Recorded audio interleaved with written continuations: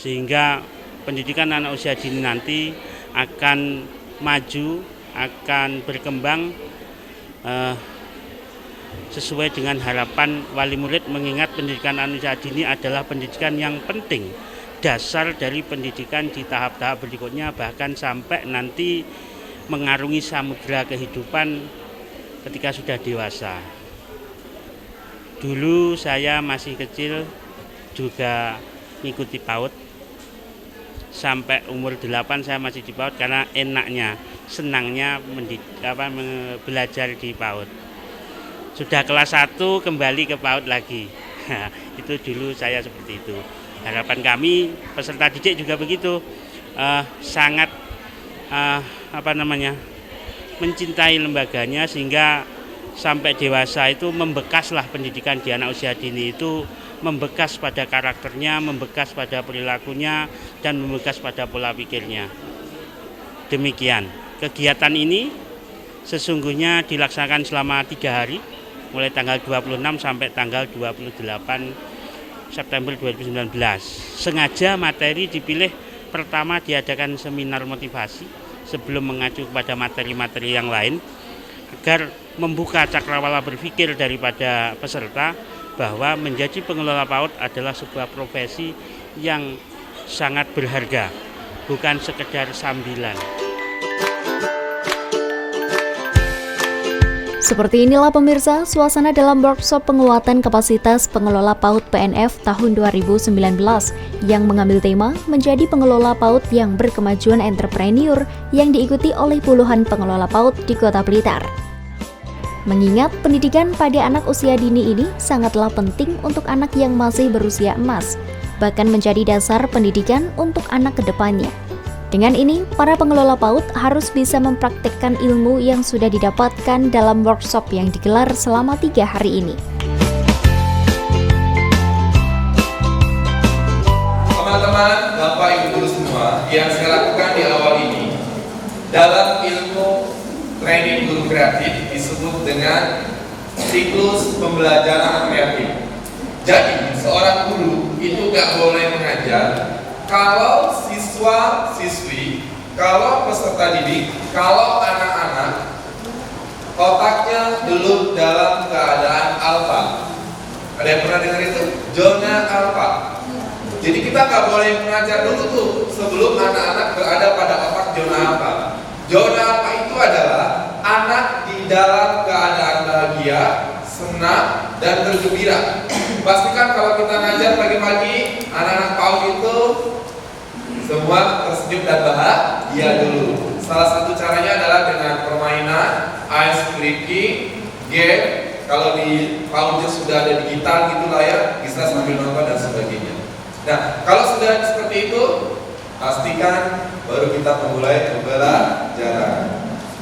Tetapi sebelum anak-anak senang dan bahagia, dimulai dari siapa? Gurunya. Maka pastikan pagi-pagi ibu-ibu jangan berantem sama suaminya, sama anaknya. Tapi kebanyakan pagi-pagi ibu-ibu berantem sama suami atau sama anak? Anak-anak pagi-pagi sudah dibangunin. Ayo udah bangun sekolah nanti siang. Dia betul? Siapa yang kalau pagi-pagi sibuk bangunin anak untuk sekolah? Luar biasa. Ya, mohon maaf jika di sini ada yang non-muslim. Saya akan sampaikan dari sisi yang muslim ya. Buat ibu-ibu yang muslim, pagi-pagi itu jangan sibuk membangunkan anak untuk sekolah. Ayo bangun, bacanya seru banget. Oh, bacaan ini Pak Ustaz. Pagi-pagi itu kita sibuk membangunkan anak untuk sekolah, bukan untuk sekolah. Ayo bangun subuh. Saya tahu ibu-ibu itu kalau membangunkan anak itu dengan berbagai level pertama itu besar. Bangun kan tuh? Level yang kedua, bangun. Enggak bangun. Level ketiga, sampai di level ke-7 baru bangun. Nah, bangun. Nanti kesiangan sekolahnya. Iya, enggak. Bukan begitu? Nah, nanti kita akan bahas. Bagaimana solusinya?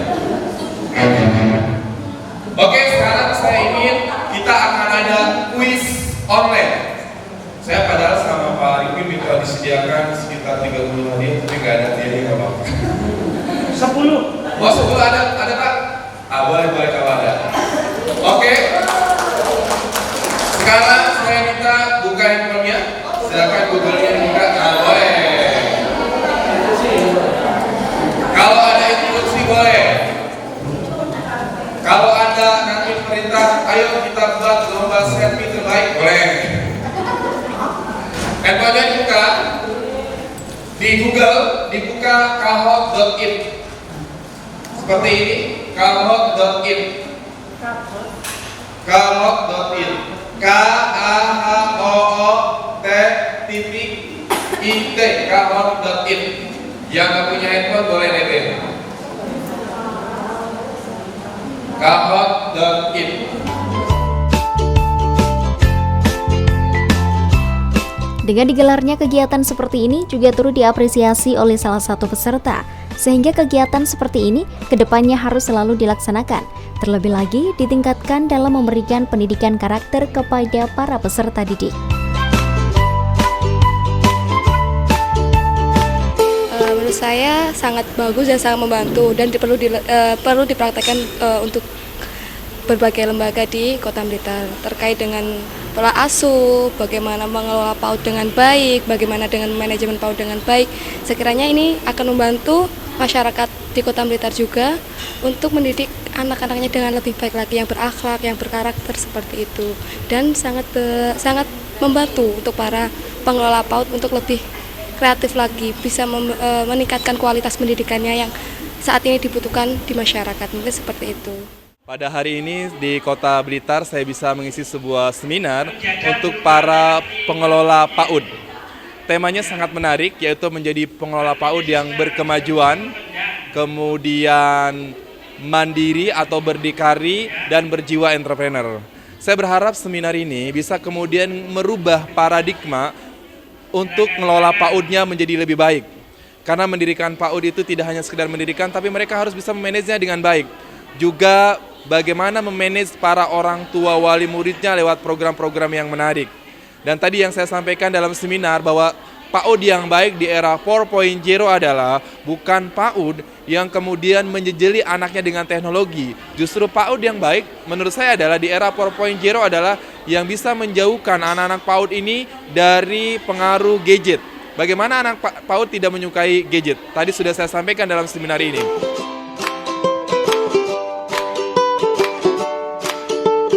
Dengan berkembangnya ilmu yang sudah memasuki revolusi industri 4.0, para pendidik bisa beradaptasi dan mengikuti perkembangan, sehingga para anak didik bisa diarahkan ke hal-hal yang bermanfaat dalam memanfaatkan kecanggihan teknologi saat ini.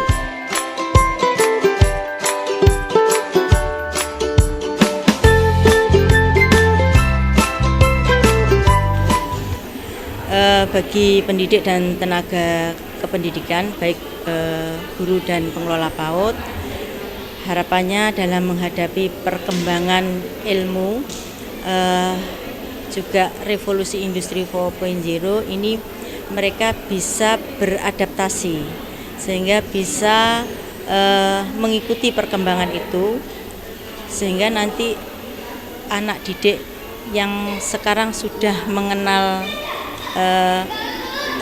Android ya, internet Android, bahkan sudah dari kecil mereka sudah mengenal apa itu HP ya. Ini harapannya juga para pendidik PAUD ini bisa mengarahkan, jadi bisa mengarahkan anak-anak dalam memegang Android itu seperti untuk apa. Nah, ini bisa mengarahkan anak-anak jadi tidak sekedar hanya bermain. Berarti pembelajarannya juga inklusi, betul nggak? Ada yang dari unsur auditifnya, ada visualnya, ada kinestetiknya. Masa semuanya tidak sama. Jadi masing-masing punya kelebihan dan kekurangan. Anak-anak kita juga demikian. Oleh karena itu, beberapa minggu yang lalu saya mengumumkan beberapa kepala sekolah melalui gugus-gugus, dan alhamdulillah data sudah masuk di kami yaitu tentang identifikasi anak-anak berkebutuhan khusus. Ternyata subhanallah, satu lembaga itu ada yang 12, nggak tahu itu anak itu ABK. Ya, saking semangatnya lebih dari 20 diberikan saya semua. Ternyata hari ini kita mencoba belajar. Sebetulnya sudah sering kali, tapi apakah dulu tidak pernah sekarang lupa? Ataukah dulu sudah pernah sekarang ya lupa? Jadi hari ini kita segarkan dengan ada waktu yang disisakan oleh Randy kepada saya, kebetulan tepatnya di PLA. Hari ini kita akan berbincang yaitu apa sih anak berkebutuhan khusus melihat dari beberapa aspeknya. Nah, tujuan pertama adalah panjenengan semua, Bapak dan Ibu di sini bisa atau mampu mengidentifikasi saja, bukan mengasesmen. Kalau asesmen itu adalah tugas dari pusat layanan autis atau pusat layanan disabilitas. Paham ya, Bu ya? Kalau asesmen itu dilakukan oleh tim ahli, karena dia punya sertifikasi melakukan itu. Jadi tidak semua personil boleh melakukan hal tersebut. Tapi bagi guru-guru mengadakan screening atau identifikasi saja. Paham ya? Insya Allah kami sebagai peserta yang ikut workshop ini akan melaksanakan apa yang sudah kita terima dan kita dapat di workshop ini. Oh, untuk harapannya semoga akan diadakan workshop-workshop seperti ini yang lebih baik lagi, sehingga para pendidik, para pengelola PAUD bisa mendapatkan ilmu terus seperti itu, terus dapat belajar untuk meningkatkan lembaganya seperti itu. Karena tugas kita adalah menumbuhkan potensi terbaik pada anak-anak PAUD, menjaga fitrah mereka agar tetap baik. Nah, ini tugas guru PAUD. Karena pada saatnya nanti ketika mereka sudah besar, mereka akan dengan sendiri mengenal teknologi. Oleh sebab itu, mari kita mulai terus belajar agar guru-guru PAUD menjadi guru-guru yang berkualitas. Dimulai dari para pengolahnya, para gurunya, kemudian dibangun juga kualitas orang tuanya dan anak-anaknya. Saya berharap PAUD-PAUD di Kota Blitar ini menjadi PAUD-PAUD pilihan bagi masyarakat. Kenapa? Karena PAUD yang bisa memberikan solusi terbaik bagi para persoalan yang terjadi di masyarakat. Dengan diadakannya workshop yang turut mendatangkan motivator pendidikan yang bisa memberikan motivasi kepada para pengelola PAUD Kota Blitar ini, diharapkan bisa untuk menumbuhkan potensi yang dimiliki oleh anak didik PAUD melalui pendidik, orang tua, lingkungan, maupun kualitas dan mutu sekolah yang baik.